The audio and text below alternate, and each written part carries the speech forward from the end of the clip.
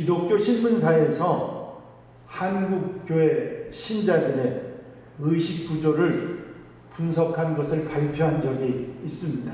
그 기록에 보면 위로 설교를 하면 90%가 은혜를 받는답니다. 그리고 축복 설교를 하면 70%가 은혜를 받고요. 죄와 회개 설교를 하면 30%가 은혜를 받는답니다.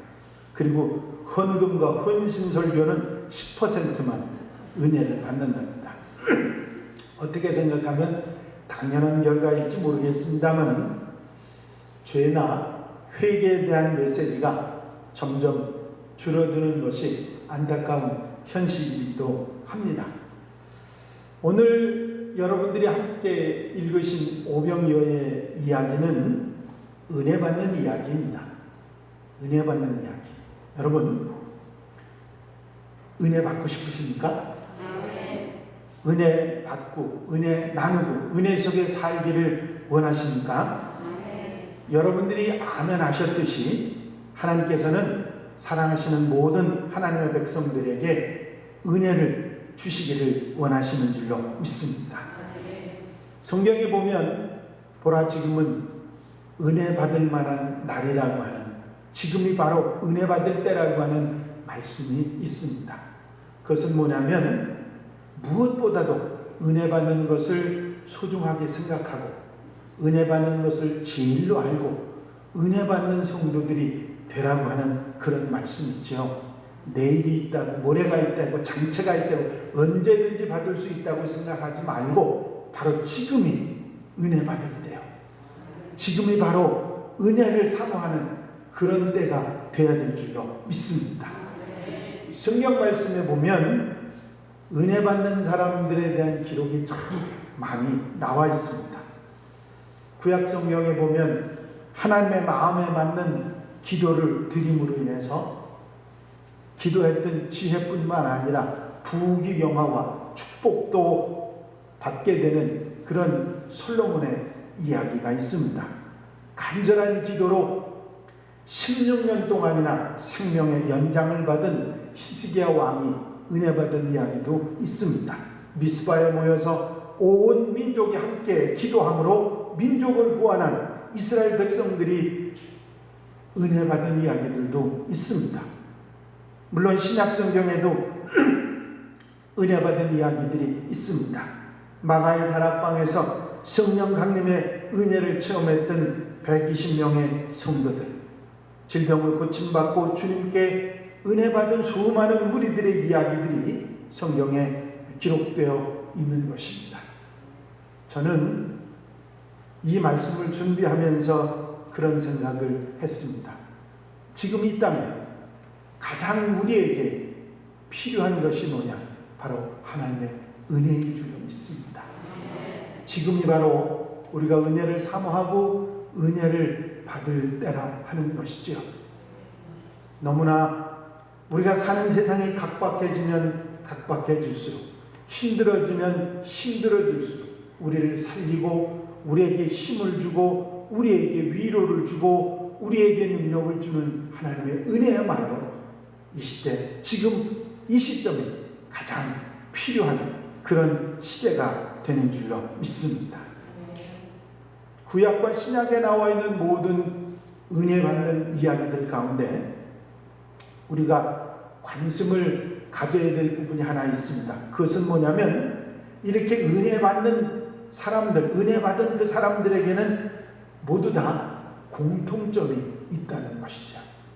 은혜 받는 사람들의 공통점, 그들이 공통점이 있었고 그런 사람들이 은혜를 받았다는 사실을 우리가 알게 되면 우리도 은혜 받고 하나님의 은혜 속에 살아가게 되는 하나님의 백성들이 될 줄로 믿습니다. 오늘 말씀을 통해서 오병이어의 기적, 이 이야기, 은혜 받은 이야기를 통해서 정말 은혜 받은 사람들의 공통점을 생각해 보면서 여러분들이 은혜로 이 어려움을 극복해 나가고 환난을 극복해 나가는 지혜로운 성도들이 되시기를 바랍니다. 은혜 받은 사람들의 이야기를 정리해 보면 첫 번째 공통점이 뭐냐면 사모하는 사람들에게 은혜가, 하나님의 은혜가, 주님의 은혜가 주어졌다고 하는 것이죠.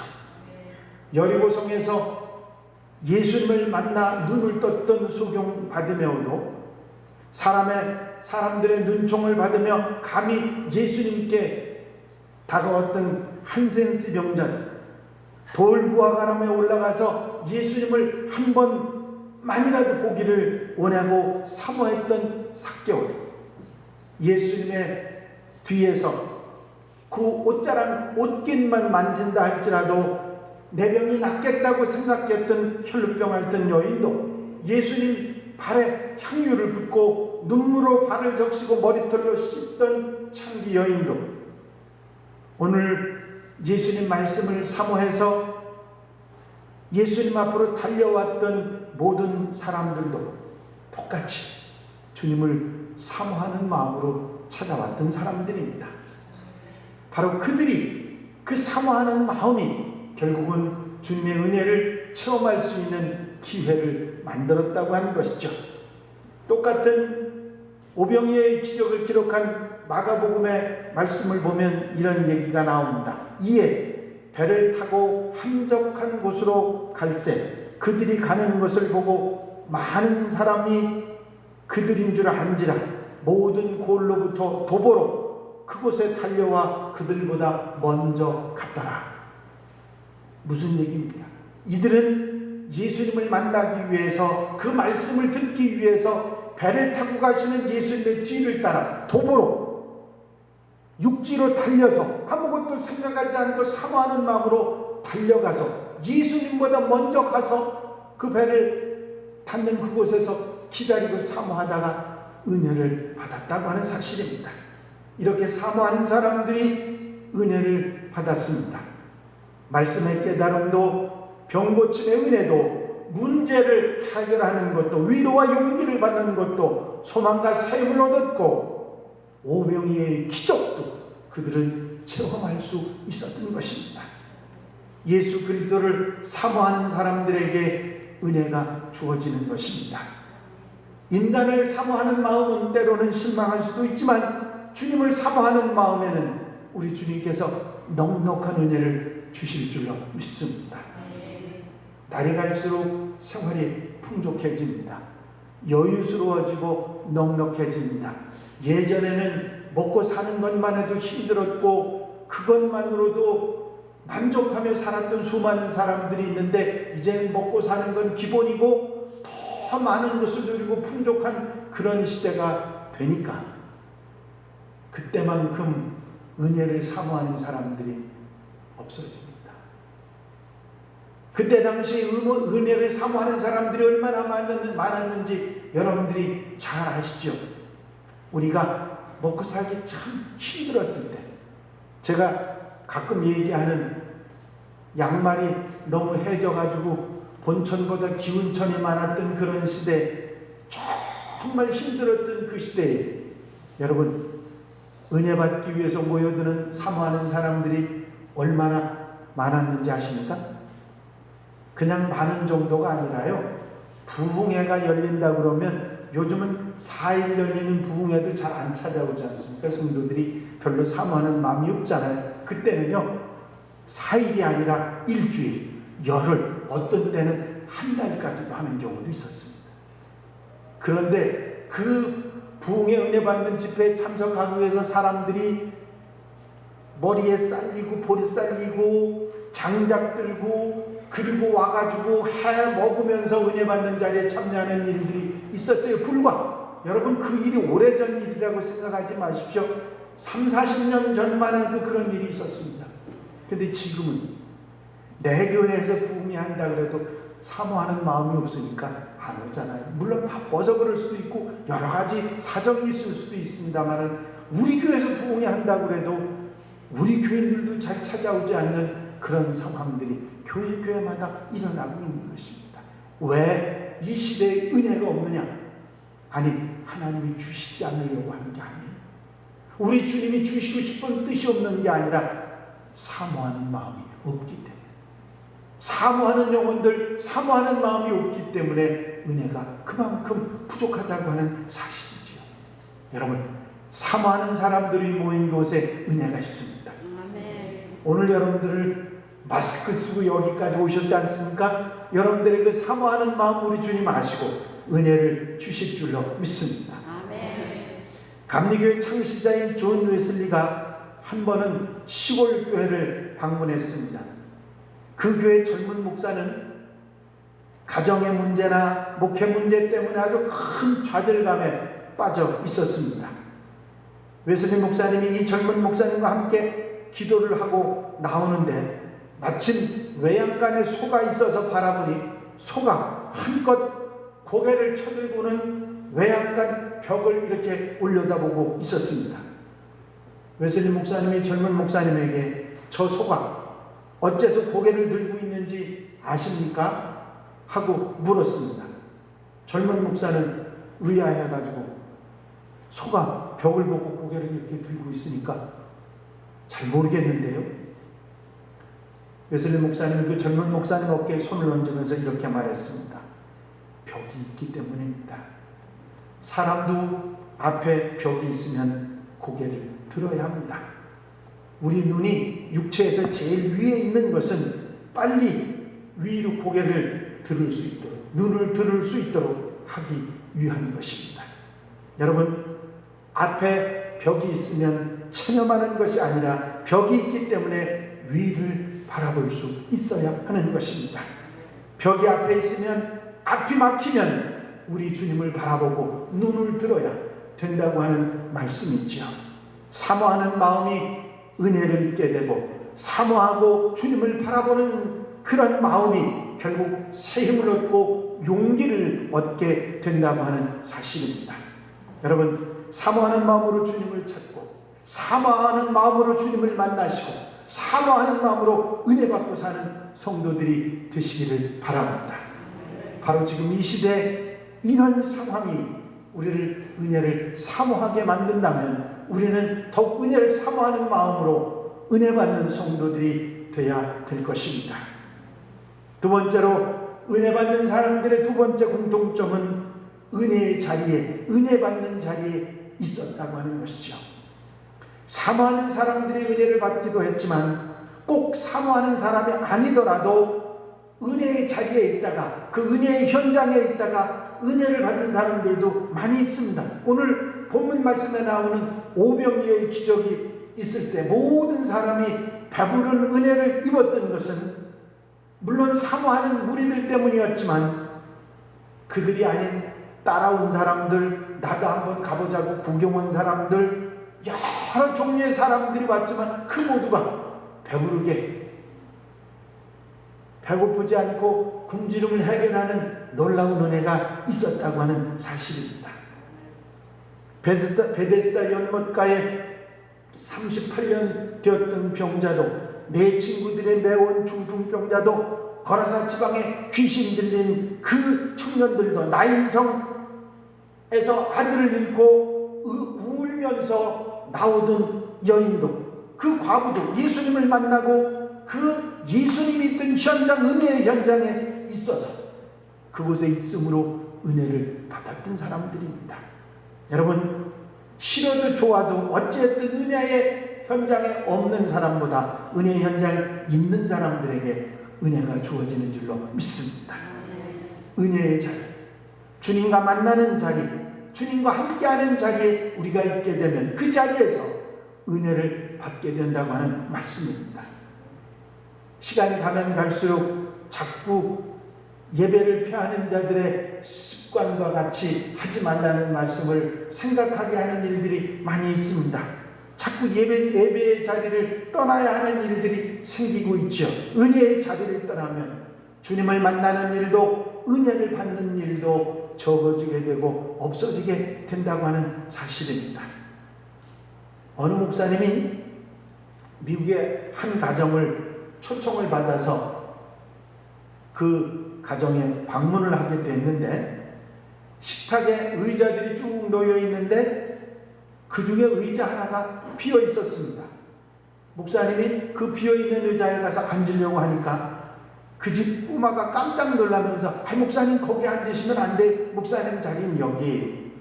왜 그러느냐고 그 자리는 누구 자리냐고 물었더니 그 꼬마가 대답하기를 예수님의 자리라는 거였습니다. 그리고 그 가정의 식구들 모두가 그 의자를 향해 앉아서 두 손을 모으고 기도를 하는 참 아름다운 모습을 봤습니다. 그들의 부모가 조상적부터 그렇게 훈련을 시켜왔던 것이죠. 어린 두 형제가 다투다가 갑자기 형을 툭 치면서 하는 말이 야 조용히 하자. 저기 예수님이 들으신다. 그런 얘기까지 할 정도로 늘 주님이 그 자리에 앉아있는 것처럼 애들이 행동하는 것을 봤습니다. 그 의자 옆에 이런 문구가 쓰여져 있었습니다. 그리스도는 이 집의 주인이시오. 식사 때마다 보이지 않는 손님이시오. 모든 대화에 말없이 듣는 이시다. 여러분, 주님과 함께하는 그 자리에 머무르고 언제나 함께하는 사람들이 은혜를 받는 줄로 믿습니다. 사모하는 성도들이 은혜를 받지만 은혜의 자리를 피하지 않고 찾아가는 성도가 은혜를 받는 것입니다. 여러분, 예배의 자리를 언제나 어디서나 은혜 받는 자리를 찾아가는 성도들, 찾아오는 성도들이 은혜 받게 되는 줄 믿으시기 바랍니다. 주일 성수도 은혜, 부흥성회도 사경회도 예배와 속회도 은혜의 자리에 가면 갈수록 은혜 받게 되는 역사가 있을 줄로 믿습니다. 세 번째로 은혜 받는 사람들의 공통점은 아멘의 사람들이라는 것입니다. 이것은 다른 말로 얘기하면 믿음으로 순종하는 사람들을 말합니다. 참으로 기적을 만나고 은혜를 입은 사람들 중에는 예수님의 말씀을 믿고 아멘하고 순종했을 때 은혜를 많이 받은 이야기들이 성경에 기록되어 있습니다. 오늘 본문의 오병이어의 기적에서도 제자들이 주님의 말씀을 믿지 않고 순종하지 않았다면 이런 기적이 나타날 수 없었을 것입니다. 어떻게 물고기 2마리와 보리떡 5개로 5,000명이 먹고도 12광주리가 남을 수 있게 되냐고 하는 사실입니다. 있을 수 없는 일이죠. 그들이 믿고 순종하지 않았다면 있을 수 없는 일인 것입니다.